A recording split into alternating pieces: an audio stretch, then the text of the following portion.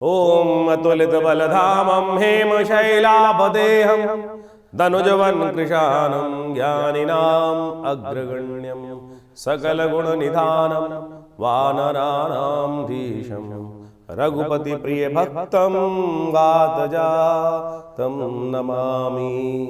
वृषभ राशि वालों के लिए 6 तारीख का दिन किस प्रकार से ग्रहों का योग बना रहा है जान लीजिए। 6 तारीख को शुक्रवार का अवसर, पंचमी तिथि है फागुन के महीने की और धनिष्ठा नक्षत्र में सूर्य का प्रवेश होने जा रहा है इस दिन।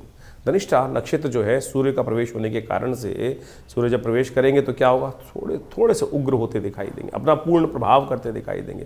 प्रकृति में परिवर्तन का योग होता है और इससे सूर्य जो एक नई शक्ति प्राप्त करने के योग बनाते हैं। लेकिन यहाँ मंगल की स्थिति अच्छी ना होने के कारण से इस वक्त जो वास्तविक तौर पे इंटरनल पावर दिखाई देती है आपकी कुंडली के अनुसार से, वो कहीं ना कहीं थोड़ी समस्याएं उत्पन्न करते दिखाई दे रही हैं। वृषभ राशि वालों के लिए 7 तारीख का दिन, 7 फरवरी का दिन, शनिवार का दिन ग्रह नक्षत्रों के दृष्टिकोण से क्या दिखा रहा है, परिवर्तन दिखा रहा है और किस्मत जगाने के लिए धनयोग बनाता दिखाई दे रहा है।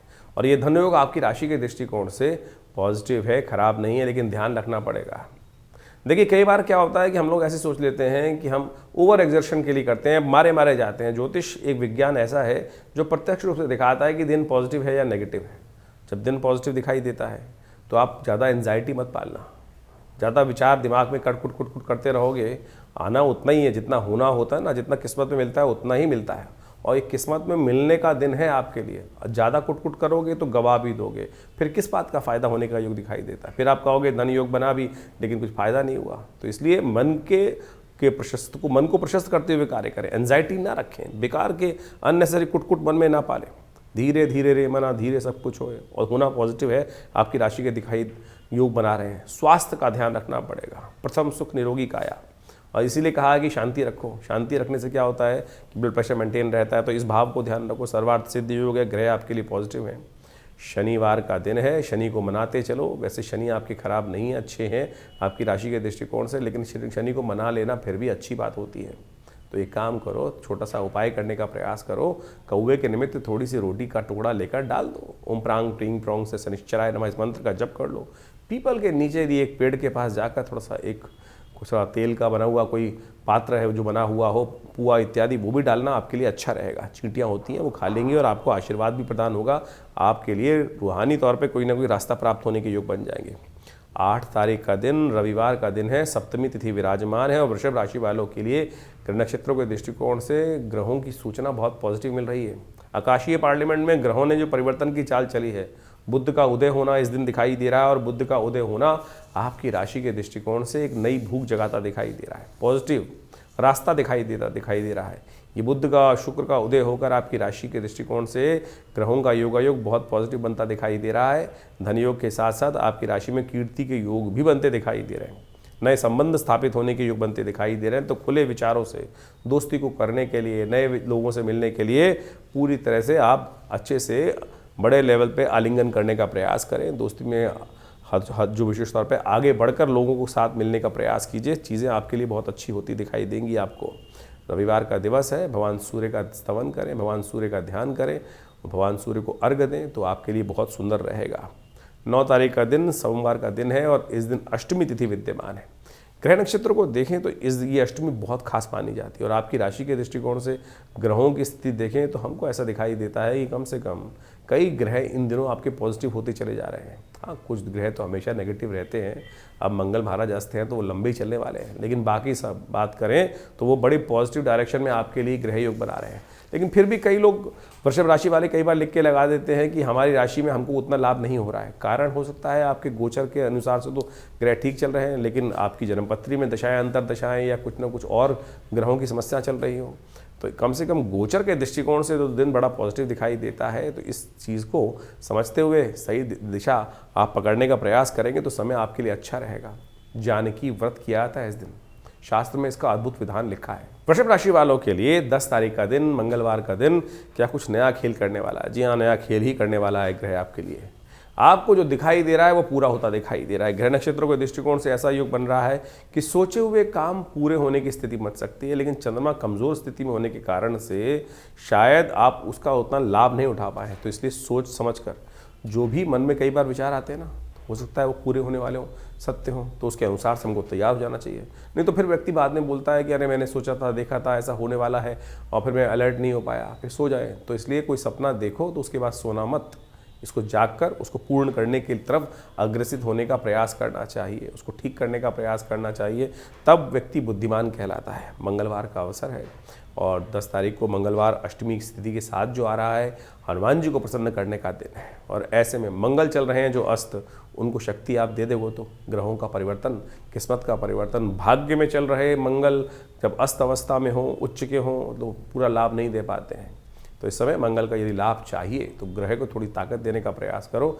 अभी कम से कम कुछ लंबे समय तक मंगल यहीं रुकने वाले हैं, सूर्य आगे निकल जाएंगे लेकिन मंगल वहीं बैठे रहेंगे। तो आप कोशिश ये करें, थोड़ी सी मंगल को शक्ति देने का एक छोटा सा उपाय करने का प्रयास कीजिए। हमने भी एक प्रयास किया है, उसके साथ जुड़े तो बहुत अच्छा रहेगा। तो ध्यान रखिएगा, ये मंगल जो है इन दिनों अस्त चल रहे हैं और ये मंगल का अस्त चलना विशेष तौर पर मान के चलें, अभी करीब करीब 2 महीने ऐसी अवस्था में मंगल रहने वाले हैं और मंगल को शक्ति चाहिए। सूर्य के सन्निकट बिल्कुल चलते हुए मंगल इस वक्त उच्च के होने के बावजूद भी वर्ष में 2 वर्षों में एक बार ही योग बनता है मंगल के उच्च होने का, और मंगल उच्च में आकर भी इस वक्त अस्त अवस्था में होने के कारण से जो है अमंगल को दूर नहीं कर पा रहे हैं।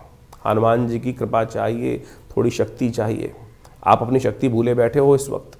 आपकी राशि में जिस प्रकार का योग बन रहा है उसको कैसे ठीक किया जाए, देखिए बड़ा सीधा साधा रास्ता है।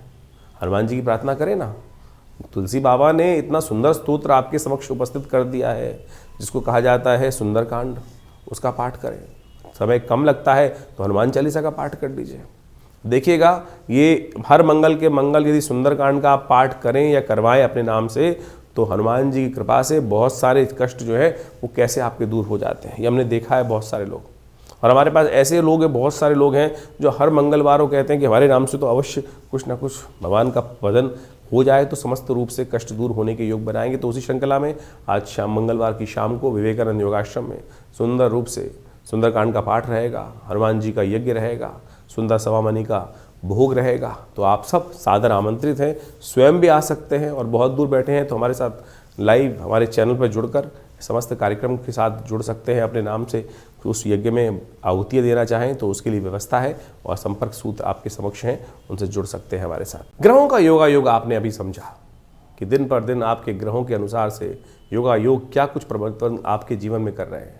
शुक्र बदल के योग बना रहे हैं, बुध राशि परिवर्तन का योग बना रहे हैं, उदय होने जा रहे हैं दोनों ग्रह। दोनों ग्रहों का उदय होने का जो प्रभाव है बहुत ही शुभ है। कई प्रकार के परिवर्तन, नए योग आपकी राशि के दृष्टिकोण से बनते आपने देखे। लेकिन इसके साथ साथ इस फागुन मास का यदि प्रभाव देखें, एक तो सूर्य बहुत जल्दी परिवर्तन करेंगे राशि, लेकिन इसके साथ साथ जो आपकी राशि, आपका योगायोग जो बन रहे हैं विश्व के दृष्टिकोण से भी वो समझने की आवश्यकता है।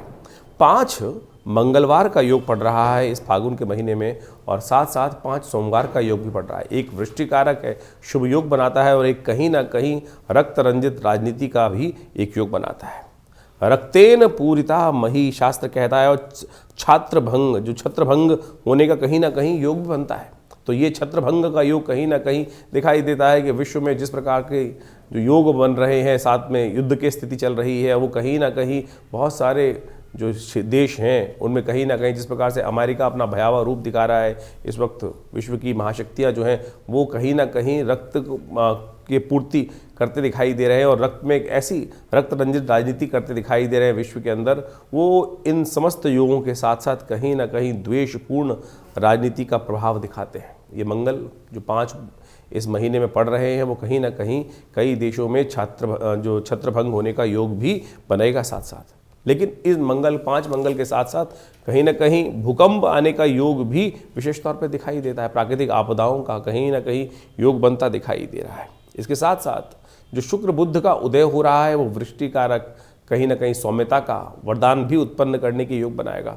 तो इन ग्रहों का प्रभाव तो है ही, लेकिन आने वाले समय में कई शुभ योग परिवर्तन की तरफ जो उद्धृत हो रहे हैं वो हमको समझना चाहिए। देखिए आपके ग्रह प्रभाव के अनुसार से देखिए सूर्य जब निकलता है तो सब पर ही अपना प्रभाव डालता है, लेकिन सोचें कि वो सूर्य जब निकल रहे हैं कईयों को सुख दे रहे हैं और कईयों को वो दुख भी दे देते हैं।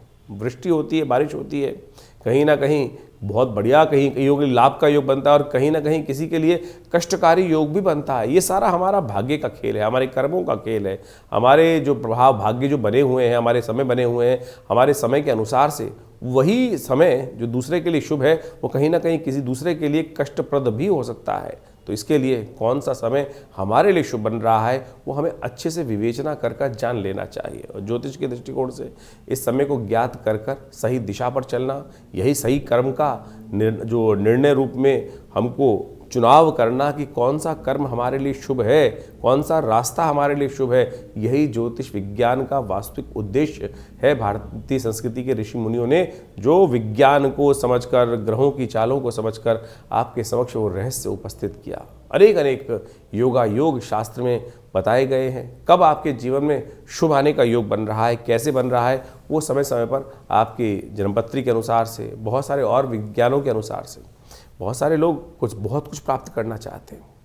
और सही दिशा यदि मिल जाए, सही समय पर हम काम कर लें तो असंभव को भी संभव बनाने का शुभ मार्ग हमारे जीवन में अद्भुत रूप से प्राप्त हो जाता है। इसलिए इन ज्योतिष विज्ञानों के माध्यम से, जो ग्रहों की गणनाओं के माध्यम से जो कुछ आपको आपकी राशि के अनुसार से बताया गया है वो तो एक केवल बहुत छोटा सा बिंदु मात्र है।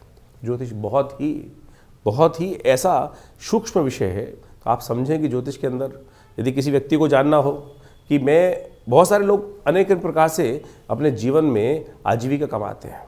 शुभ से कमाओगे या अशुभ से कमाओगे, कौन सा रास्ता किसके लिए शुभ है? कई बार क्या होता है कि हम बहुत अच्छे कार्य कर रहे होते हैं लेकिन हमको लाभ ही नहीं हो रहा होता है। और लेकिन यदि हमने एक मार्ग पकड़ा तो आपकी जन्मपत्री के अनुसार से आपके जीवन में कौन सा मार्ग आपके लिए शुभ है। शास्त्र में कहा गया है यदि आपकी जन्मपत्री में से लग्न का पद निकाला जाए और उस पद से 11वें भाव में यदि शुभ ग्रह बैठा है, लग्न पद का यदि जो योग है उसके 11वें भाव में यदि शुभ ग्रह बैठा है, केवल जन्मपत्री नहीं, जन्मपत्री का लग्न पद निकालना चाहिए पहले, और लग्न पद से 11वें भाव में यदि शुभ ग्रह बैठा है तो आपकी आजीविका शुभ मार्ग से आएगी। आपको गलत मार्ग करने की ज़रूरत ही नहीं है। और किसी का वहाँ अशुभ ग्रह बैठा हुआ है तो समझ लीजिए उसकी आजीविका शुभ मार्ग से आनी ही नहीं है। उसको कहीं ना कहीं कुछ ना कुछ उस ग्रह की प्रवृत्ति के अनुसार से ही कार्य करना पड़ेगा। तो ये सब ऐसे नहीं है कि मतलब एक ही सिद्धांत, हर कोई वैसे सोचे कि मैं भी दुनिया नौकरी कर रही है, नौकरी में कमा रही है तो मेरे लिए वही नौकरी के मार्ग से ही रास्ता बनेगा। बहुत सारे लोग नौकरी के मार्ग में सफल होते हैं, बहुत सारे लोग नौकरी के मार्ग में असफल भी होते हैं, बहुत सारे व्यवसाय के मार्ग में शुभ होते हैं।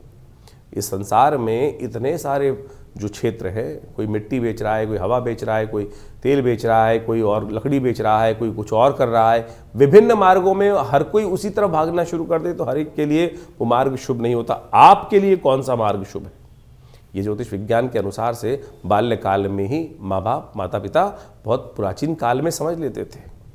जैसे आप सोचो बड़ी बड़ी कथाएँ विद्यमान हैं कि किस प्रकार से और कैसे आपके जीवन में विजय के योग बनने हैं, वो सब ऋषि महर्षियों ने पहले ही बहुत सारे लोगों को बताया और उस मार्ग पर चलकर समस्याओं का निदान भी हुआ और साथ में जीवन का लक्ष्य बहुत आसानी से प्राप्त हो गया। नहीं तो भटकते रहो इधर उधर ऐसे वैसे और फिर जीवन में कहाँ रास्ता बनना था और कहाँ हम पहुँच गए। बाद में पता चलता है कि उस मार्ग से चल लेते तो ठीक बहुत जल्दी पहुँच जाते। तो इस विज्ञान को सही रूप से समझकर आप अपने जीवन में लाभ के रास्ते और संशय को हटाने का प्रयास करें। बहुत सारे विचित्र कुतर्की लोग होते हैं जो समय समय पर कुछ ना कुछ व्यंग्यात्मक तौर पे कुछ ना कुछ भाव उपस्थित करते रहते हैं। इन व्यंग्य के चक्कर में ना फंसें। आप शास्त्र की निर्णायक विधि के अनुसार से समझकर उन चीज़ों पे अपने लाभ को लेने का प्रयास करें, तब बुद्धिमानी होती है तो आपके लिए कल्याण का मार्ग होगा। और हम लगातार आपके साथ अपने चैनल के माध्यम से जुड़े ही रहते हैं।